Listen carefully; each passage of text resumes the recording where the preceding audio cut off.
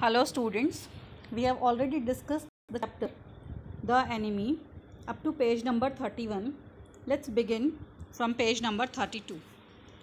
While she was thinking these thoughts, though not really liking the man better now that he was no longer a child, she kept on washing him until his upper body was quite clean. But she dared not turn him over. Where was Sadao? Now her anger was ebbing, and she was anxious again, and she rose, wiping her hands on the wrong towel. Then, lest the man be chilled, she put the quilt over him. So now Hannah had washed the man, and she was waiting for Sadao. Sadao, she called softly. He had about to come in when she called. His hand had been on the door, and now he opened it.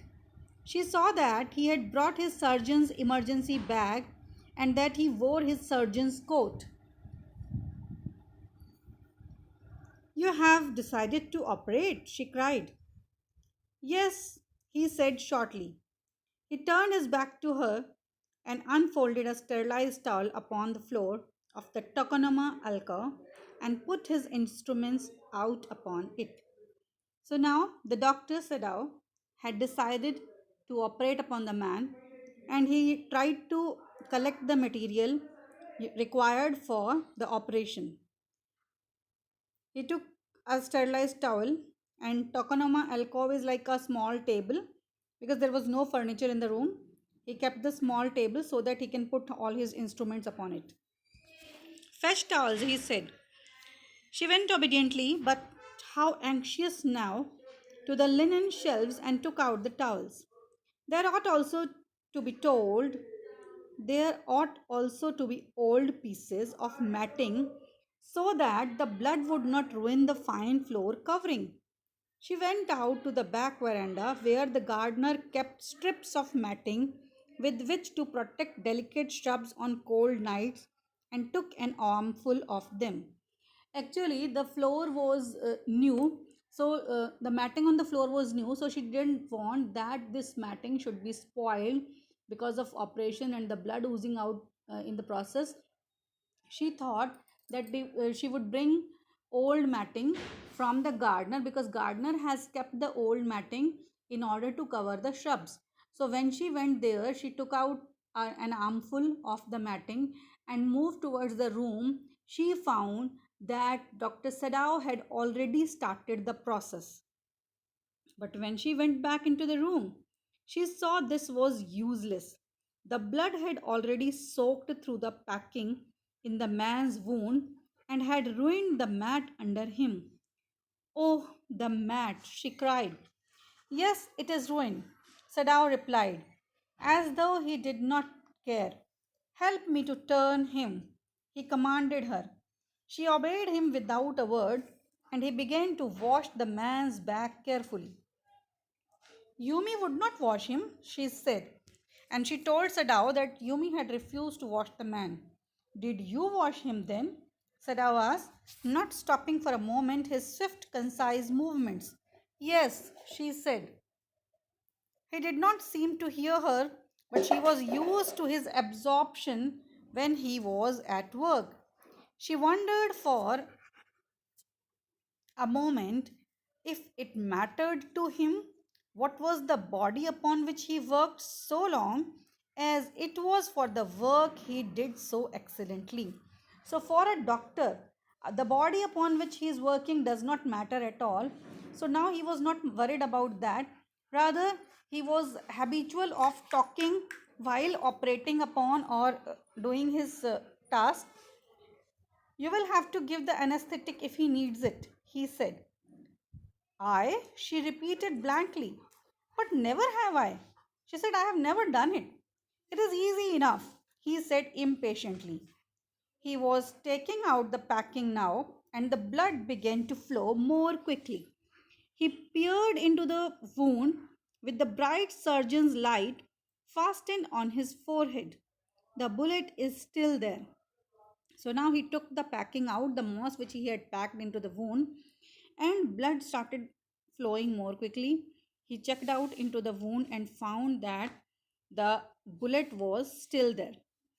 He said with cool interest, Now I wonder how deep this rock wound is. If it is not too deep, it may be that I can get the bullet. But the bleeding is not superficial. He has lost much blood. Now, doctor was worried about the condition of the. At this moment, Hannah choked. He looked up and saw her face the color of sulfur. See, it's quite difficult for a person who has not seen such a huge quantity of blood flowing out, and it was difficult for her as well. And she felt almost pale because of seeing so much blood coming out of the wound, and she felt like vomiting. Don't faint, he said sharply. He did not put down his exploring instrument.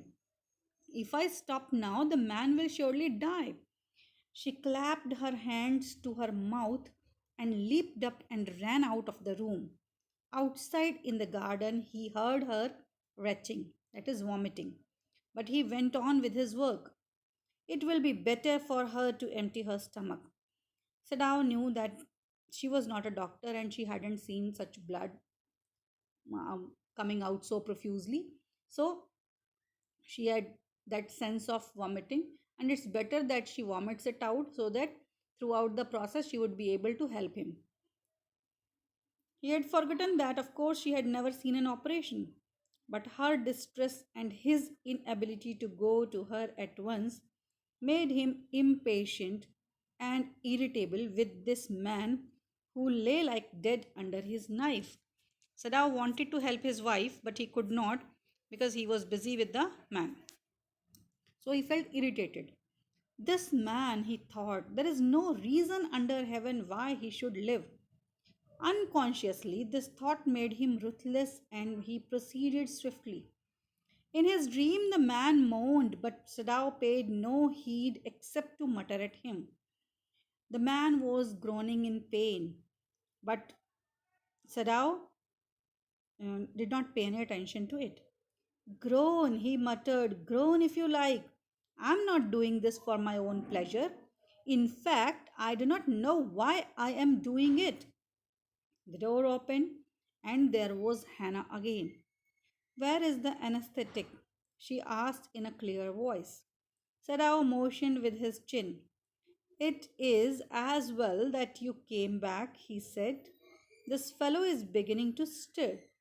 She had the bottle and some cotton in her hand. But how shall I do it? She asked. Simply saturate the cotton and hold it near his nostrils, Sadao replied, without delaying for one moment the intricate detail of his work. So Sadao was already busy in his work, that is, operating upon the man, and he directed Hannah how to give anesthetic. When he breathes badly, move it away a little. She crouched close to the sleeping face of the young American. It was a piteously thin face, she thought, and the lips were twisted. The man was suffering whether he knew it or not. Watching him, she wondered if the stories they heard sometimes of the sufferings of prisoners were true. They came like flickers of rumor, told by word of mouth, and always contradicted. So here she is trying to say that people have heard stories about the prisoners of war being tortured. Were these stories true? We also have heard a lot of stories where we have heard about the torture prisoner of war have to undergo, and we have various examples of Indo-Pak war, Kargil war as well, where prisoners are being tortured. So she also wanted to just justify or find it out whether these stories were really true.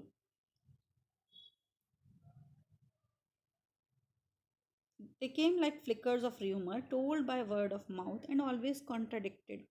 And because they are spreading by word of mouth, so they have contradictions different from one another. In the newspapers, the reports were always that Wherever the Japanese armies went, the people received them gladly with cries of joy at their liberation. So she says that in the newspaper they are reading, they are getting the reports that Japanese army is too good, and all the people of the area they felt joy when they meet the Japanese army. But sometimes she remembered such men as General Takema, who at home beat his wife cruelly. Though no one mentioned it now that he had fought so victorious a battle in Manchuria. If a man like that could be so cruel to a woman in his power, would he not be cruel to one like this, for instance? So now she recalls General Takema. General Takema was a Japanese general who had been very cruel towards his wife. And nobody talks about his cruelty because he has become victorious over Battle of Manchuria. And she was thinking that if a man could be so cruel towards his wife, won't he be much cruel towards prisoners of war like this American? She hoped anxiously that this young man had not been tortured. It was at this moment that she observed deep red scars on his neck, just under the ear. Those scars, she murmured, lifting her eyes to Sadao. But he did not answer. At this moment, he felt the tip of his instrument strike against something hard. He had entered or pierced into the wound and was looking for the bullet which was stuck up there. So now his object or instrument has reached up to that hard substance dangerously near the kidney, and he could feel that this bullet was just near the kidney. All thought left him. He felt only the purest pleasure. He was happy because he was able to find out that, and now he would be able to take it out. He probe means find out, with his fingers delicately, familiar with every atom of this human body. Being a doctor, he was familiar with every single atom of the body.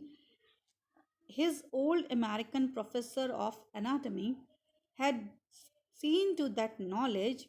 Ignorance of the human body is the surgeon's cardinal sin, sirs. He had thundered at his classes year after year. So, his teacher, his American professor, had said in a class that if you are a doctor, you must know every single atom of the body, and if you are ignorant of that, then what you are doing is a sin.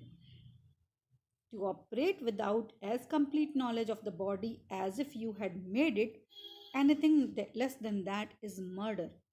It's not quiet at the kidney, my friend, Sadao murmured. Now, Sadao is speaking this statement particularly to his patient, that is, white man or the American, because he was in a habit to speaking to his patients while operating or while treating them. It was his habit to murmur to the patient when he forgot himself in an operation. My friend, he always called his patients, and so now he did, forgetting that this was his enemy. So it is quite natural.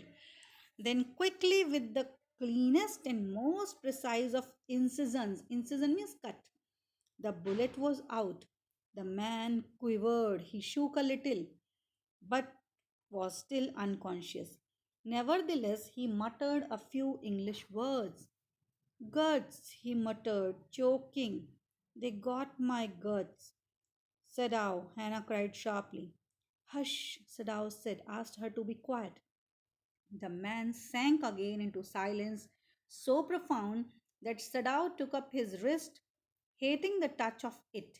Yes, there was still a pulse, so faint, so feeble, but enough. If he wanted the man to live, to give hope. So now Sadao could feel that the mm, pulse was still there, although it was quite faint and feeble, weak. But certainly, I do not want this man to live, he thought. See, Sadao is a quite complex character. He is operating upon the man, and still he is saying that I do not want this man to live. No more anesthetic, he told Hannah. And because if the man lives, then again Sadao has to hand him over to the police, and police will not take care of his wound and he would die. So this might be the reason that Sadao did not want this man to be living.